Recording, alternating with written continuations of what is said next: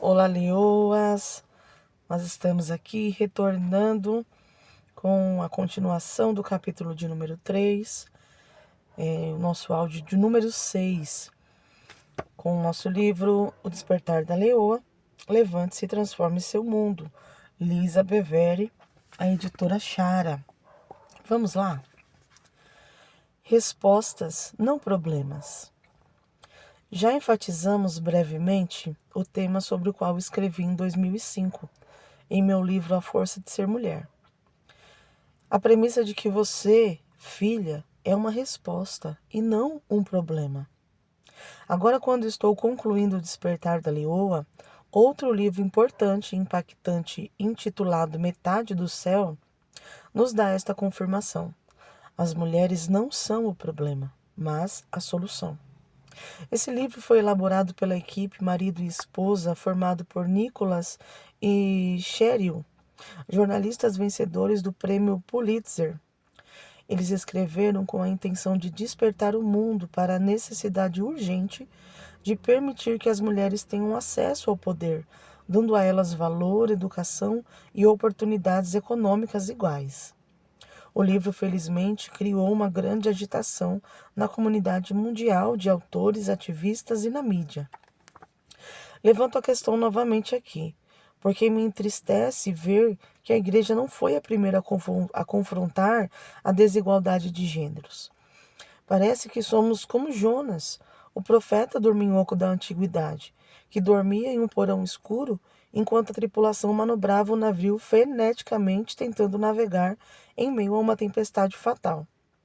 Deveríamos ser os primeiros a estar no deck do navio, buscando a solução de Deus para a notória injustiça que estava tirando o equilíbrio do nosso mundo.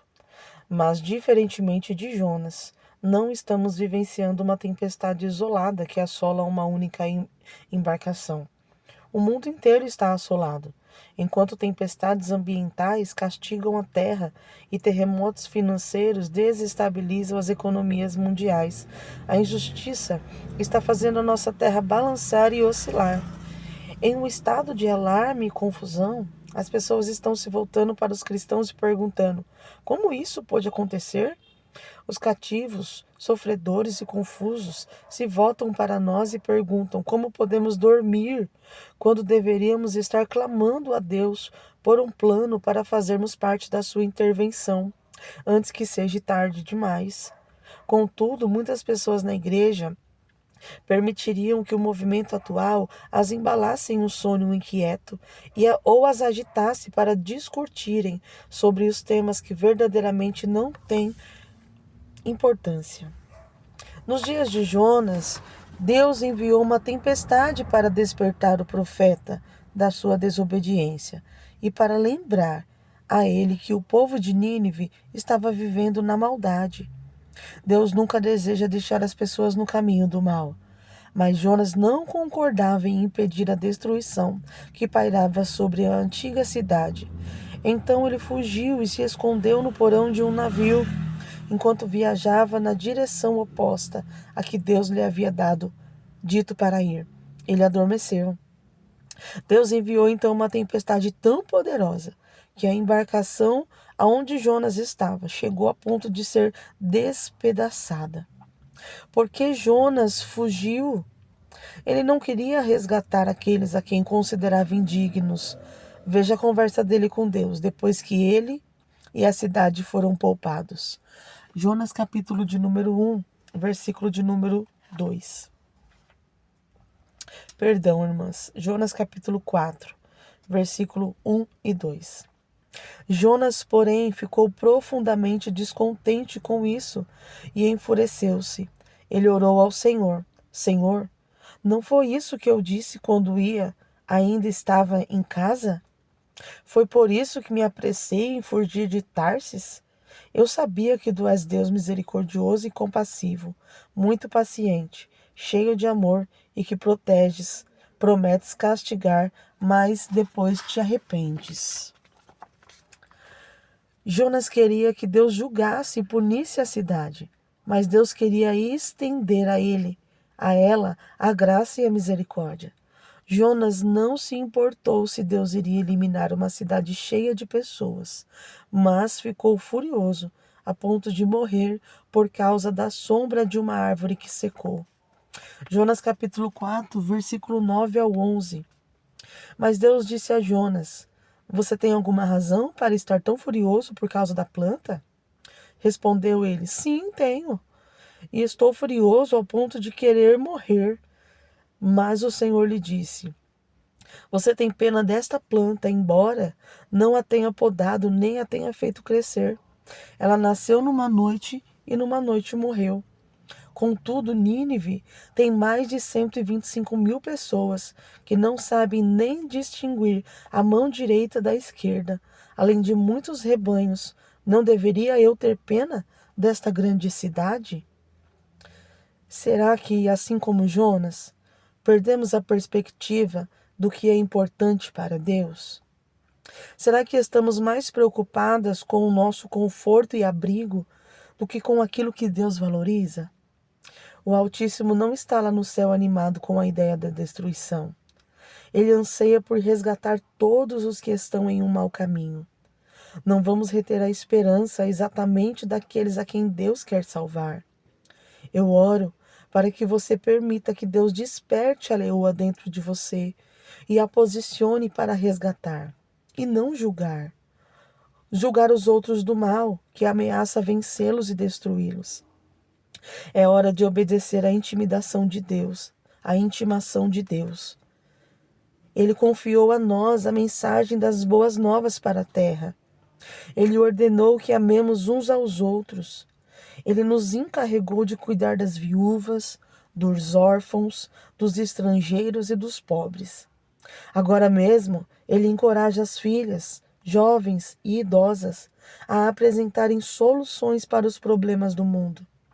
Ele nos convida a colocar de lado as nossas diferenças e trabalharmos juntas na sua obra. Alguns de nós ainda estamos nos esforçando para sermos gentis uns com os outros. Outros estão ocupados demais chorando por suas perdas. E muitos ainda debatem por questões doutrinárias tolas, gritando contra outros membros do corpo de Cristo. Amadas, não quero que o nosso chamado ao despertar exija que alguém seja jogado para fora do barco, como foi o caso de Jonas. Nem tenha de passar por uma estadia no deserto, como aconteceu com os israelitas. Portanto, vamos olhar para o mal e para os problemas do mundo e permitir que eles nos sacudam e nos despertem. Em meu espírito vejo um povo se levantando, agitado e pronto para mudar o seu mundo. Glória a Deus. Sua expressão particular. Enquanto escrevo este livro, meus editores me encorajam a compartilhar exemplos de mulheres que estão plenamente despertas, para que você possa ver o que uma mulher que está totalmente desperta pode realizar. Mas não quero limitar esse despertamento ao que já temos visto. A história das que estão totalmente e perigosamente despertas ainda está sendo escrita. Creio que o mundo ainda verá o que acontece quando mulheres cristãs estão totalmente e perigosamente despertas, individual e coletivamente. Por 2 vezes, Deus me deu a tarefa de iniciar o processo de despertamento nas mulheres cristãs.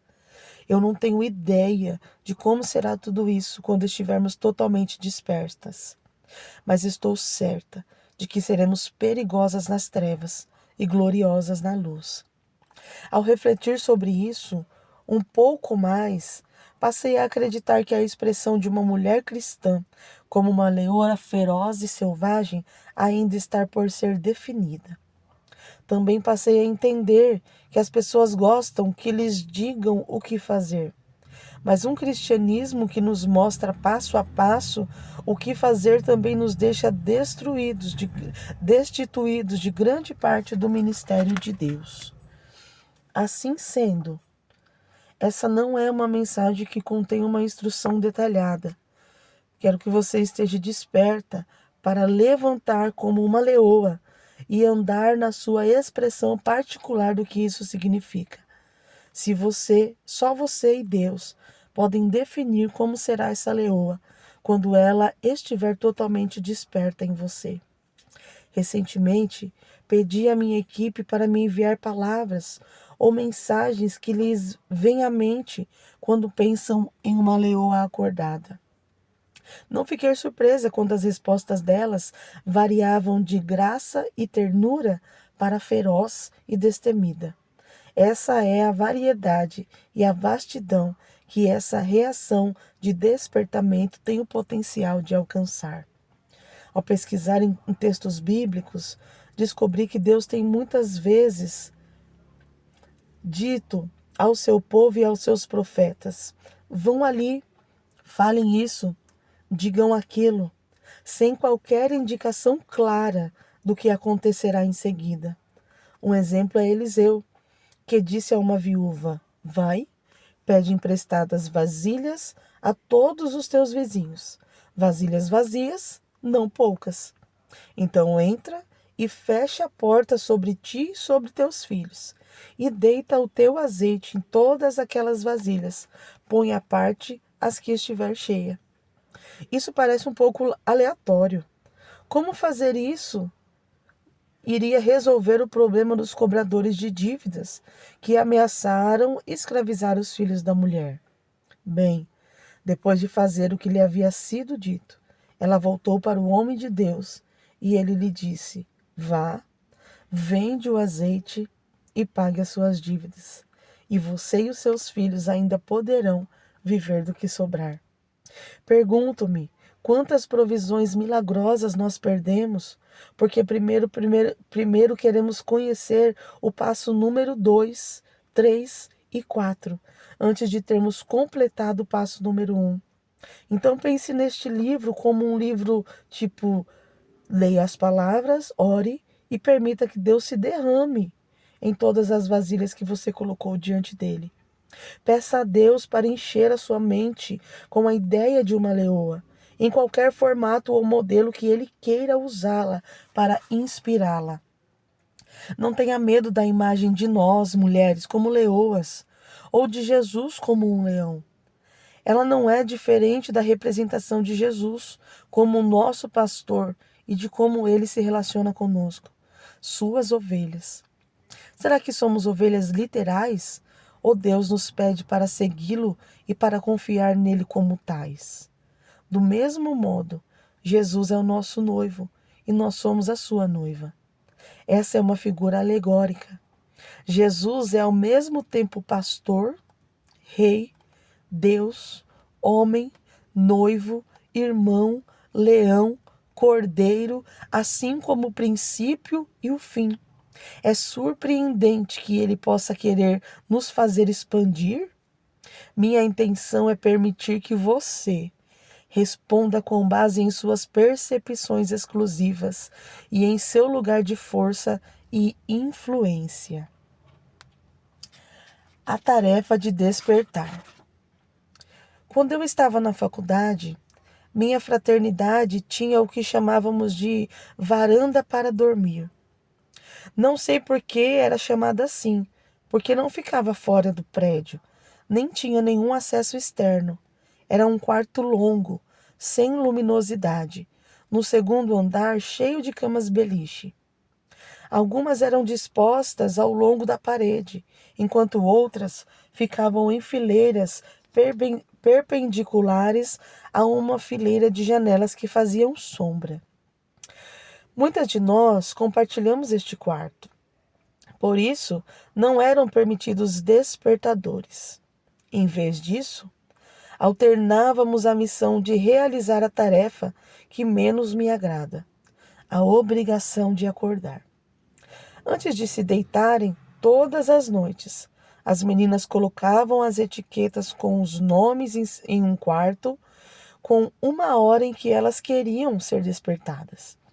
Isso significava que a pessoa que tinha a obrigação de despertá-las tinha de saber aonde cada uma dormia. Na noite anterior à sua incumbência de servir de despertador, ela dormia longe do grupo, em outro quarto, onde um despertador poderia ser colocado. Quando era a minha vez, eu colocava o despertador para meia hora antes da primeira hora designada para poder tomar um banho. Poder tomar um banho sem esperar na fila era o único benefício de ser a primeira a acordar. Quando o processo de despertar as outras começava, eu fazia as voltas, acordando as meninas em intervalo de 15 minutos e meia hora durante as 3 horas seguintes. Eu entrava e saía daquele quarto escuro, enquanto tentava comer e terminar de me arrumar. Vez após vez, eu entrava silenciosamente, fechava a porta e então abria o caminho no escuro, contando as beliches cuidadosamente no esforço de não acordar aquelas que ainda dormia enquanto eu passava por elas. Quando eu encontrava a menina que deveria acordar, eu a despertava suavemente, mas com firmeza. Havia um senso de responsabilidade naquilo, porque eu sabia que cada uma delas dependia de mim para acordá-la. Havia aulas para assistir, provas a serem feitas, exames que não podiam ser perdidos e, é claro, namorados para encontrar. Eu falhei nessa tarefa uma vez, enquanto ainda estava sendo avaliada para entrar para a fraternidade. Fui silenciosa demais, suave demais, e fiquei hesitante em sacudir uma menina do último ano. Ela resmungou uma resposta, e eu imaginei que ela estivesse acordada, mas ela não estava. Ela estava apenas falando enquanto dormia. Na hora do almoço daquele dia, ela me repreendeu severamente, dizendo que a minha falta de eficácia lhe custará caro. Há alguns erros que você não quer cometer 2 vezes. Então aprendi depressa que havia algumas meninas que requeriam uma boa sacudida, outras que reagiriam a um toque suave, e algumas que se sentassem totalmente despertas quando ouviam apenas o sussurrar do seu nome. Algumas me agradeciam, outras me xingavam e me mandavam sair. As mais traiçoeiras eram aquelas que pareciam estar despertas e até diziam: tudo bem, estou acordada, e depois voltavam a dormir.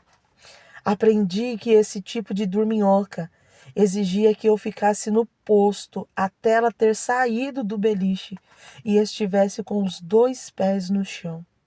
Outro dilema ocorreu ao acordar a menina errada. Embora eu tentasse ser silenciosa e cuidadosa, às vezes eu acordava alguém que estava na beliche acima ou ao lado. Ela se sentava, me assustava, agarrando meu braço e sussurrava: Ei, estou acordada, tira o meu nome da lista. Sinto vergonha em dizer isso, mas naquela época eu era do tipo difícil de acordar, das que praguejavam. Eu exigia quase que constantemente uma segunda chamada. Por já ter feito esta tarefa, eu conhecia as regras. Se uma menina fosse acordada 2 vezes, mas ainda continuasse na cama, não era preciso acordá-la pela terceira vez. Essa regra acrescentava certa urgência à segunda chamada, porque você sabia que seria a última. E depois que as meninas estivessem despertas e se movendo, eu não era mais responsável por monitorá-las. Elas eram meninas em movimento. Eu tinha de determinar, eu tinha de terminar de me arrumar. Nosso Deus generoso não opera sobre as regras da minha antiga fraternidade. Ele está mais do que feliz em continuar a fazer as chamadas ao despertar até o último minuto. Mas não há como negar a urgência. Sinto que agora mesmo algumas irmãs estão atendendo aos chamados para despertar, que estão sendo feitas às mulheres sonolentas que as cercam. E eu gostaria de fazer um adendo sobre este capítulo que nós lemos, que o Senhor, através dessa chamada, possa nos despertar pelo poder do Teu Espírito que habita em nós. E que nós possamos se unir, minhas irmãs, para despertarmos outras mulheres. Porque eu tenho certeza que não é em vão este propósito de estarmos reunidas fazendo a leitura deste livro. E você que chegou até aqui, eu sei que você tem um propósito que o Senhor tem estabelecido sobre a tua vida. Não se preocupe com quem ficou. Não se preocupe com quem parou. Nós estamos aqui e permaneceremos despertadas pelo poder do nome do Senhor Jesus. Deus te abençoe, leoa. É tempo de despertar em nome de Jesus.